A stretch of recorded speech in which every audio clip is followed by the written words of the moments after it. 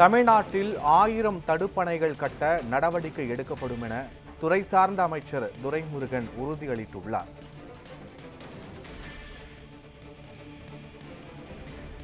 தமிழகத்தில் 1000 தடுப்பணைகள் கட்ட முதலமைச்சரிடம் அனுமதி பெற்று அதற்கான நடவடிக்கை எடுக்கப்படும் என நீர்வளத்துறை அமைச்சர் துரைமுருகன் உறுதியளித்துள்ளார். மேலும் நாங்குநேரி பகுதியில் வாய்க்கால் பகுதிகள் தூர்வாரப்படும் என்றும் அமைச்சர் துரைமுருகன் சட்டப்பேரவையில் உறுதியளித்துள்ளார்.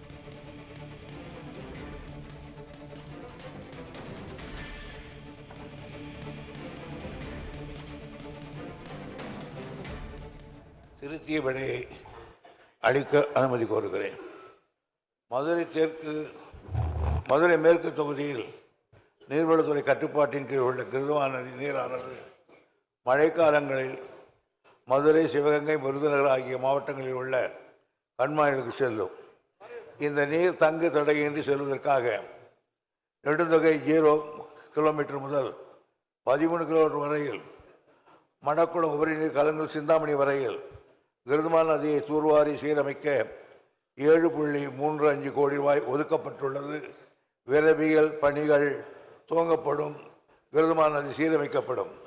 இந்த கேள்வியோடு இன்னும் மாண்புமிகு உறுப்பினர் பூமிநாதன் அவர்கள் அன்பானடி வாய்க்கால், பனையூர் வாய்க்கால், சிந்தாமணி வாய்க்கால் இவையெல்லாம் தூர்வாரப்படுமா என்று சேர்த்து கேட்டிருக்கிறார்.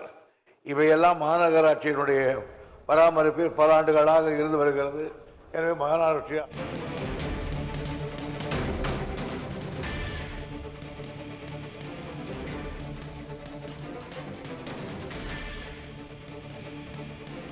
தமிழ்நாட்டில் 1000 தடுப்பணைகள் கட்ட நடவடிக்கை எடுக்கப்படும் என நீர்வளத்துறை அமைச்சர் துரைமுருகன் உறுதியளித்துள்ளார்.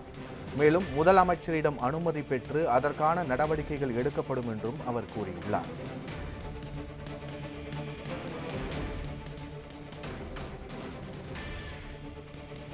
நாங்குநேரி பகுதியில் வாய்க்கால்கள் பகுதிகள் தூர்வாரப்படும் என்றும் அமைச்சர் துரைமுருகன் சட்டப்பேரவையில் தெரிவித்துள்ளார்.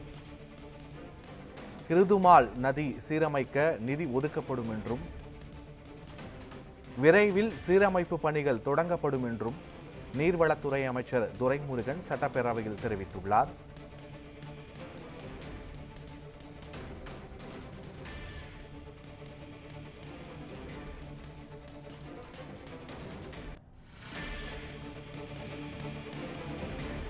அதிமுக ஆட்சியில் நீர் மேலாண்மை புரட்சி செய்யும் திட்டமாக குடிமராமத்து பணிகள் நடைபெற்றதாகவும் துரைமுருகன் தெரிவித்துள்ளார்.